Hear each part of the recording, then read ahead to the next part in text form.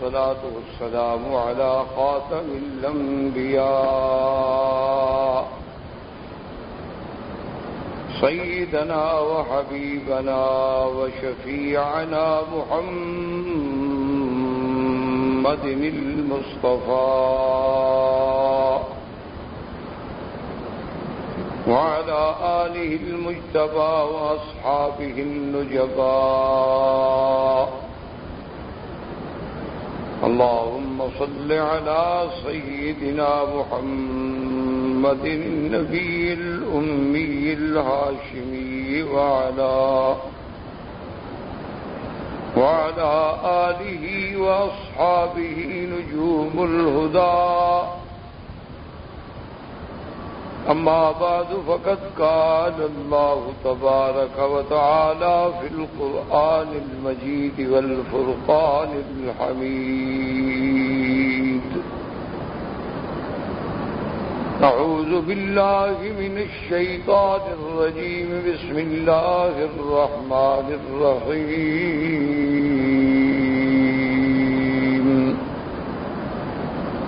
الحمد لله رب العالمين الرحمن الرحيم مالك يوم الدين. إياك نعبد وإياك نستعين. اهدنا الصراط المستقيم صراط الذين أنعمت عليهم غير المغضوب عليهم ولا الضالين.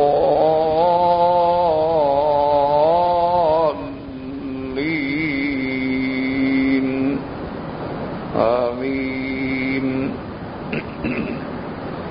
قال النبي صلى الله عليه وسلم: إنما بعثت معلما، أو كما قال رسول الله صلى الله عليه وسلم. صدق الله العلي العظيم وصدق رسوله النبي الكريم، ونحن على ذلك لمن الشاهدين ومن الشاكرين والحمد لله رب العالمین. برادران اسلام، واجب الاحترام بزرگوں، بھائیوں، دوستوں، عزیز نوجوانوں، الحمدللہ سلسلہ تفسیر میں ہم نے تعوذ، تسمیہ اور سورۃ فاتحہ کے بارے میں کچھ باتیں عرض کی. میں نے سابقہ درس میں عرض کیا تھا کہ سورۃ الفاتحہ جو ہے یہ عظیم سورت ہے. ترتیب قرات میں قرآن کی سب سے پہلی سورت ہے. اسی طرح نماز کی ابتدا میں بھی سب سے پہلی سورت ہے، اور اسی طرح اللہ نے اس کو ایسی شان بخشی ہے کہ اترنے کے اعتبار میں بھی سب سے پہلے جو کامل سورت اتری وہ سورۃ الفاتحہ.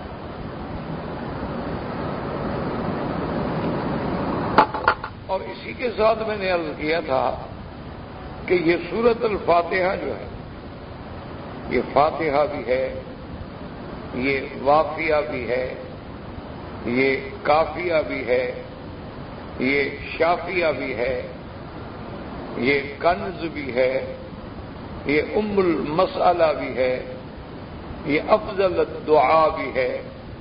تو سورۃ الفاتحہ سبع المثانی بھی ہے. سورۃ الفاتحہ القرآن العظیم بھی ہے کہ سارے قرآن کا خلاصہ جو ہے وہ سورۃ الفاتحہ. اس کے لیے میں نے ایک مثال عرض کی تھی کہ جب آدمی درخواست لکھتا ہے تو اب اس میں دو چیزیں ہوتی ہیں، ایک کاتب ہوتا ہے، ایک مکتوب الیہ ہوتا ہے. ایک درخواست لکھنے والا، ایک جس کو درخواست لکھی گئی. پھر کیا ہوتا ہے کہ بھئی درخواست کس محکمے سے تعلق رکھتی ہے، تو آپ اس محکمے کو ریفر کریں گے. ایجوکیشن ہے، ہیلتھ ہے، فارن افیئرز ہیں، ڈیفینس ہے، کچھ ہے. تو ایک یہ ہو گیا کہ وہ محکمہ جس محکمے کو ہم نے درخواست دی.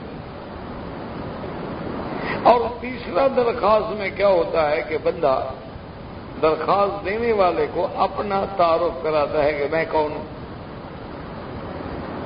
جی میں آپ کا ہم وطن ہوں، میں بڑا نیاز مند ہوں، میں جناب پڑھا لکھا آدمی ہوں، میں اس کام کے لیے بہت بڑا مستحق ہوں، یعنی اپنی باتیں لکھتا ہے.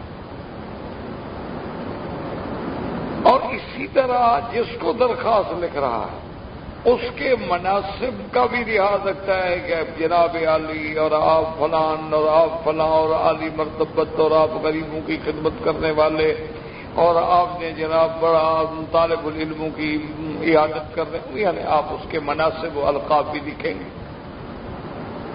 پھر بنیادی چیز ہوتی ہے کہ درخواست کا مقصد کیا ہے. آپ ایسے درخواست لکھیں، تعریف کرتے ہیں، لیکن مقصد نہ لکھیں. بس ابھی آپ نے کیا لکھا ہے، میں کیا کروں.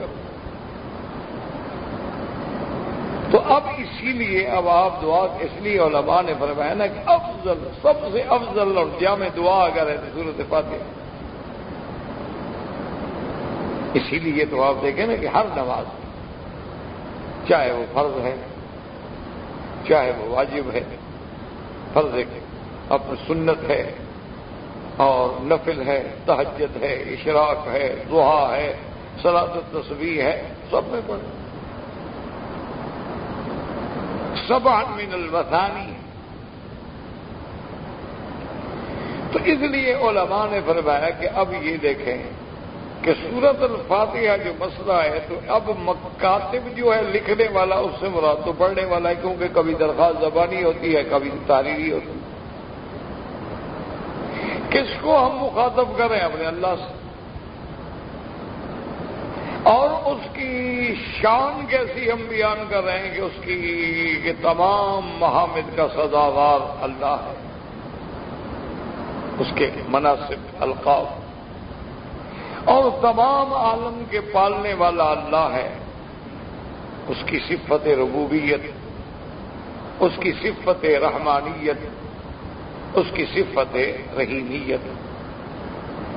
پھر ہم بتا رہے ہیں جی ہم کون ہیں؟ ایاک نعبد، میرا مولا ہم تو تیرے بندے ہیں، تیرے عبد ہیں، تیری عبادت کرنے والے ہیں. اور میرا مولا ایاک نستعین، تجھ ہی سے مدد مانگنے والے ہیں، تیرے سوا ہم کسی اور سے مدد مانگتے ہی نہیں. تو اب اپنا تعلق بھی بتا رہا ہے کہ یا اللہ ہم تیرے عبد ہیں، تو ہمارا معبود ہے، ہم مدد مانگنے والے ہیں اور آپ مدد دینے والے ہیں. اب اس کے بعد اپنا مقصد بیان کرتا ہے کہ مانگتے ہم کیا ہیں کہ اہدنا الصراط المستقیم، ہمیں سیدھی راہ کی ہدایت فرما دیجیے. یہ ہمارا سوال ہے. اب سیدھی راہ سے مراد کیا ہے؟ اللہ اکبر. صراط الذین انعمت علیہم، ان لوگوں کی راستہ جن پہ تیرا انعام ہے. غیر المغضوب علیہم، نہ ان پہ تیرا غضب ہے اور نہ وہ بھٹکے ہوئے بہکے ہوئے ہیں. تو مثبت اور منفی دونوں انداز میں ہماری دعا ہو گئی. تو اس سے بڑی کوئی جامع دعا ہو سکتی؟ اسی لیے حدیث مبارک ہے اور صحیح حدیث کہ جب آدمی کہتے ہیں نا الحمدللہ رب العالمین، اللہ فرماتے ہیں اثنا علیہ عبدی، میرے بندے نے میری ثنا بیان کی. جب پڑھتے ہیں الرحمن الرحیم، اللہ کی صفتیں بیان، تو اللہ فرماتے ہیں مجدنی عبدی، میرے بندے نے میری کیسی تقدیس بیان کی، میری کیسی صفات رحمان اور رحیمیت کا اقرار کیا. اسی طرح جب بندہ کہتا ہے ایاک نعبد، وَإِيَّاكَ نَسْتَعِينُ۔ اللہ فرماتے ہیں دیکھو یہ میرے اور میرے بندے کے درمیان ہے، آدھا میرے لیے آدھا اس کا ہے، کہ وہ عبادت کرنے والا ہے اور میں معبود ہوں، وہ مانگنے والا ہے اور میں دینے والا ہوں۔ اہدنا الصراط المستقیم۔ اللہ فرماتے ہیں یہ خالص میرے بندے کے لیے ہے کہ میرا بندہ مجھ سے مانگ رہا ہے، اور آگے فرماتے ہیں وَلِعَبْدِي مَا سَأَلَ، اور میرے بندے کے لیے جو کچھ اس نے مانگا گویا میں نے اس کو دے دیا ہے۔ تو اتنی بڑی جامع دعا ہے جس میں حمد بھی ہے، ثنا بھی ہے، تمجید بھی ہے، اقرار صفات بھی ہے، اقرار ربوبیت عامہ بھی ہے، اور رحمت عامہ بھی ہے، رحمت خاصہ بھی ہے، اپنی ابدیت کا اعتراف بھی ہے، اور اس کے نفع نقصان کے مالک ہونے کا اقرار بھی ہے، اور اس کی مالکیت اور عدالت پر بھی ایمان ہے کہ مالک یوم الدین اسی کی ذات ہے۔ اور اس سے پھر ہم نے راستہ مانگا ہے کہ اہدنا الصراط المستقیم صراط الذین انعمت علیہم غیر المغضوب علیہم ولا الضالین، کہ یا اللہ ہمیں صراط مستقیم عطا فرما۔ اب یاد رکھیں گے صراط مستقیم کی دعا کیوں مانگی گئی؟ تو اس پر علماء کرام نے لکھا ہے کہ بھئی ہم نے صراط المستقیم کی دعا مانگی ہے، صراط المتوحدین کی دعا ہم نے نہیں مانگی۔ یہی وہ بنیادی بات ہے جس میں آ کے بہت سارے لوگ الجھ گئے۔ یاد رکھیں کہ متوحدین کا تقابل کس سے ہوگا؟ متوحدین مانا موحد ایک، مقابل کیا ہوگا؟ تعدد۔ لیکن ہم نے جو دعا مانگی ہے وہ مستقیم ہے، کہ مستقیم کی ضد جو ہے وہ ہے اعوجاج۔ مستقیم مانا سیدھا، سیدھے کی ضد کیا ہوگی؟ ٹیڑھا۔ اب موحد کی ضد متوحد کی ضد ہوگی تعدد، ایک کے مقابلے پہ زیادہ، تو یہ ایک ہے، یہ زیادہ ہے۔ تو اس لیے تعدد جو ہے وہ بھی ضروری نہیں ہوتا کہ تعدد جو ہے وہ غلط ہو۔ اسی لیے بعض لوگ کہہ دیتے ہیں نا کہ دیکھو جی یہ جو لوگوں نے المذاہب الاربعہ جو نکالے ہیں، امام ابو حنیفہ ہے، امام شافعی ہے، امام مالک ہے، امام حنبل ہے، یہ چار مسلک کہاں سے نکال آئے ہیں؟ دیکھو جی کیا حضور کے زمانے میں یہ مسلک تھے؟ یہ لوگوں کے دماغوں میں شبہ ڈالا جاتا ہے، اشتباہ پیدا کیا۔ حالانکہ بات کہتے ہوئے بھی ان کو ڈر نہیں لگتا بھی جب اللہ کا نبی خود موجود ہو تو پھر اور کسی مسلک کی ضرورت کیا ہے؟ بھئی جب صاحب شریعت نبی موجود ہے، مسلک کی یا کسی دوسرے سے پوچھنے کی ضرورت تو تب ہوگی نا کہ جب حضور موجود نہ ہو۔ اور جہاں حضور موجود نہیں تھے وہاں لوگ صرف صحابہ سے پوچھتے تھے، اور صحابہ میں سے بھی چند ایک۔ اب حضور کے لاکھوں صحابہ ہیں، لیکن حضور پاک نے جب یمن کے لیے بھیجا تو حضرت معاذ بن جبل اور ابی موسیٰ اشعری کو بھیجا تو وہاں فتویٰ صرف ان کا چلتا تھا۔ اسی طرح بڑے بڑے صحابہ جو ہیں زیادہ سے زیادہ، یعنی شیخ الاسلام ابن القیم رحمۃ اللہ علیہ نے لکھا ہے کہ اگر ہم زیادہ تحقیق کریں باریک بینی سے تو 149 صحابہ ہیں جن کا فتویٰ چلتا تھا، اور 149 میں بھی بہت بعض صحابہ تو ایسے ہیں جو بالکل مقلین ہیں، جن نے بالکل ایک دو زیادہ سے زیادہ 1-2 فتوے دیے۔ تو اس کا مطلب یہ ہے کہ اس وقت بھی یہ بات نہیں تھی کہ جو مرضی آئے جو چاہے آدمی اپنی عقل سے کر لے، لازماً وہ صحابہ سے رجوع کرتے تھے۔ تو حضور خود بیٹھے ہیں، اس کے بعد صحابہ ہیں۔ اب جوں جوں دور حضور سے دور ہوتا گیا، یہ تو بالکل بے عین ہی اسی طرح بات ہے جیسے آدمی کسی کو بے وقوف بنائے، اور وہ اگر آپ سے سوال کرے کہ جی جیسے کہتے ہیں نا کیا جی یہ 4 امام جو تھے حضور کے زمانے میں تھے، تو حضور کے زمانے میں تو بخاری مسلم بھی نہیں تھی، آپ کیسے اس پہ عمل کرتے ہیں؟ ہم اگر سوال کریں کہ حضور کے زمانے میں سیاستہ کی کتابیں تھیں، تو آپ کیا جواب دے سکتے ہیں؟ یہ تو بے وقوفوں والا جو سوال ہے۔ ہم یہ کہیں گے کہ سیاہ ستہ کی کتابیں تو نہیں تھی لیکن حدیث تو تھی نا، فرمان رسول تو تھا نا، اس کو جمع کیا ہم نے سیاہ ستہ کی شکل میں، امام بخاری، امام مسلم، امام نسائی نے۔ اسی طرح حضور کے زمانے میں یہ حکم موجود تھے، یہ مسائل موجود تھے، لیکن ان کو تفقہ کے اعتبار سے استنباط کیا ائمہ اربعہ نے۔ جیسے حدیث تو حضور کی تھی، جمع کی محدثین نے، فرمان تو حضور کا تھا، لیکن فقہ جو ہے وہ ائمہ اربعہ کی تھی کہ انہوں نے حضور کے اس فرمان کو سمجھ کے اس سے موتی نکال کے امت کے لیے پیش کر دیے۔ پر یہ تو بے وقوفی والی بات ہے۔ اور تعدد کا ہونا جو ہے وہ گمراہی کی دلیل تو نہیں ہوتا۔ اچھا، اس کی مثلا مثال دیکھیں کہ بعض اوقات آپ نے دیکھا ہوگا بڑے بڑے شہروں میں، انڈیا میں، پاکستان میں، یورپ میں آپ جائیں تو سڑکیں جو ہوتی ہیں نا جی، تو اس سڑک پر یہ سڑک جو ہے یہ تو جناب جا رہی ہے، اس پہ تو جی بسیں چلیں گی۔ اچھا، اس کا ایک ٹریک مخصوص کر دیا جاتا ہے جی، اس پہ جو لوکل بس ہوتی ہے نا ان کی صرف وہ چلے گی، اور گاڑی نہیں آ سکتی۔ کیوں؟ اگر اور گاڑیاں آئیں گی تو پھر ٹریفک رک جائے گی، تو جو غریب لوکل بس پہ جانے والے ہیں وہ تو پھر گھنٹوں لگ جائیں گے۔ اچھا، ایک ٹریک جو ہے انہوں نے لوکل بس کے لیے مخصوص کر دیا، ایک ٹریک جو ہے اس پہ الیکٹرک ٹرام چل رہی ہے، وہ بجلی سے چل رہی ہے، جا رہی ہے، آ رہی ہے۔ ایک ٹریک جو ہے وہ عام گاڑیاں چل رہی ہیں۔ اچھا، ایک 7 فٹ پاتھ ہے، اس میں لوگ پیدل جا رہے ہیں، سڑک تو ایک ہے۔ اب کوئی یہ کہے کہ جناب یہ کہ یہ 4 لائنیں آپ نے کیسے بنا دی؟ یہ تو بے وقوفی، ایک لائن ہونی چاہیے تھی سڑک پہ۔ تو یہ کہنے والے کی بے وقوفی ہوگی۔ عقل والا کہے گا اللہ کے بندے، بس پہ بیٹھو گے تو منزل مقصود ادھر ہے، ٹرام پہ بیٹھو ادھر ہے، پیدل چلو ادھر ہے، یہ سارے رستے تو اسی طرف جا رہے ہیں۔ تو اسی طرح اگر ائمہ اربعہ ہیں تو ان کے ائمہ اربعہ کا معنی یہ نہیں ہے کہ وہ راستے مختلف یا مخالف ہیں، بلکہ وہ چاروں دروازے جب آپ داخل ہوں گے تو کہاں داخل ہوں گے؟ کتاب اللہ اور سنت رسول اللہ صلی اللہ علیہ وسلم۔ اس لیے لیکن یہاں جو لفظ ہے وہ ہے صراط مستقیم۔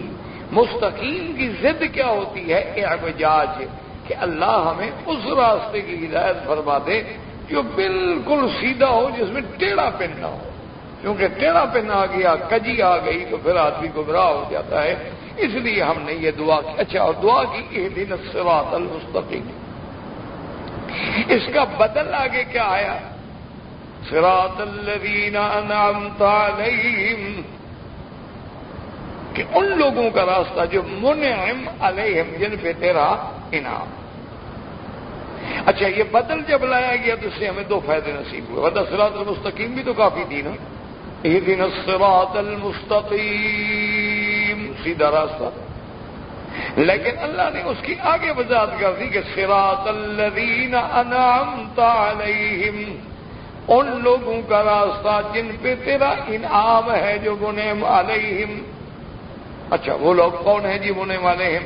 دوسری جگہ جا کے قرآن نے بیان کیا، وَمَن يُطِعِ اللَّهَ وَالرَّسُولَ فَأُولَٰئِكَ مَعَ الَّذِينَ أَنْعَمَ اللَّهُ عَلَيْهِمْ مِنَ النَّبِيِّينَ وَالصِّدِّيقِينَ وَالشُّهَدَاءِ وَالصَّالِحِينَ وَحَسُنَ أُولَٰئِكَ رَفِيقًا۔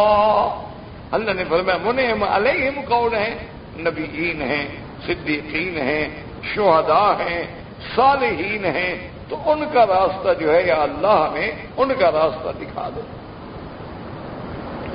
اب اسی سے بات دیکھیں تو بدل لانے میں 2 فائدے ہوئے۔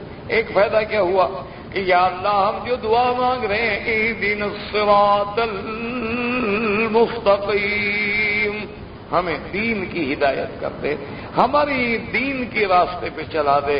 یہ دنیا کی بات جو ہے وہ تو اللہ نے ہمیں عقل ہی دیا ہوا ہے، وہ دنیا تو ہم عقل سے بھی چلو کما لیں گے، دکان کر لیں گے، کوئی کاروبار کر لیں گے، کوئی مزدوری کر لیں گے، لیکن تم سے ہم وہ دنیا والا راستہ نہیں پوچھ رہے۔ مولا ہمیں دین کے راستے پہ چلا دے، کہ صراط مستقیم جو ہے، کیوں؟ ان کا راستہ جن پہ تم نے انعام کیا وہ کون ہے؟ نبی، صدیق۔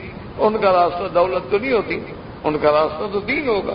تو لہذا ایک تو ہمیں یہ فائدہ ہوا کہ ہم نے یعنی دعا اپنی دینی ہدایت کے لیے مانگی ہے، دنیاوی ہدایت کے لیے نہیں، ورنہ اللہ نے تو دونوں راستے دکھا دیا، ہدیناہ النجدین، اللہ نے تو سب کچھ ہمیں بتا دیا ہے۔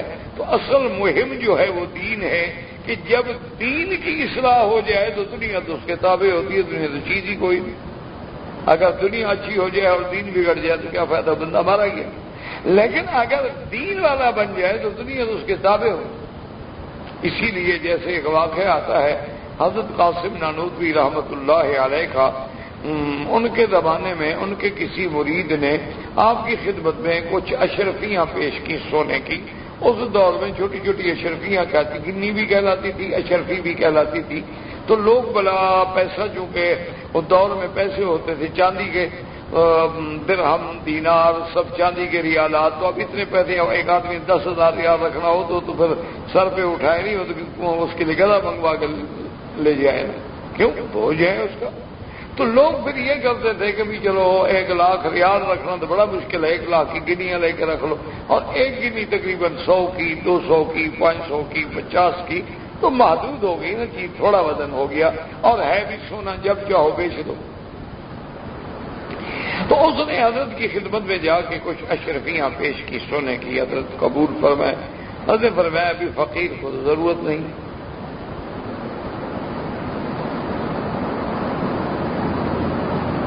تو اس نے کہا کہ حضرت اگر آپ کو ضرورت نہیں ہے تو مدرسے میں تو ضرورت ہر وقت ہوتی ہے نا، مدرسے تو بیچارے چلتے ہی نہیں پیسوں پہ ہیں۔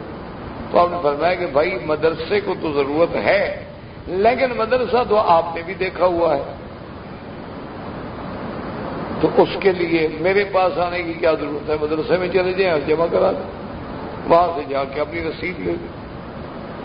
اللہ والے اتنی احتیاط کرتے تھے، تو اب ہم لوگ ہیں جو احتیاط نہیں کرتے، اللہ ہمارے حالوں پہ رحم فرمائے، ورنہ بہت بڑا امتحان ہے۔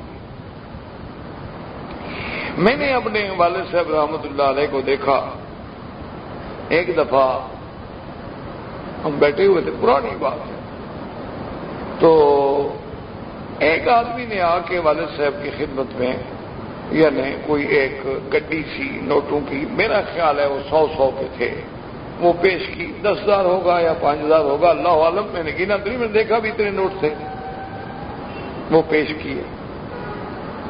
تو والد صاحب رحمۃ اللہ علیہ نے فرمایا کہ بھائی کیا ہے؟ اس نے کہا حضرت یہ زکوٰۃ کے پیسے۔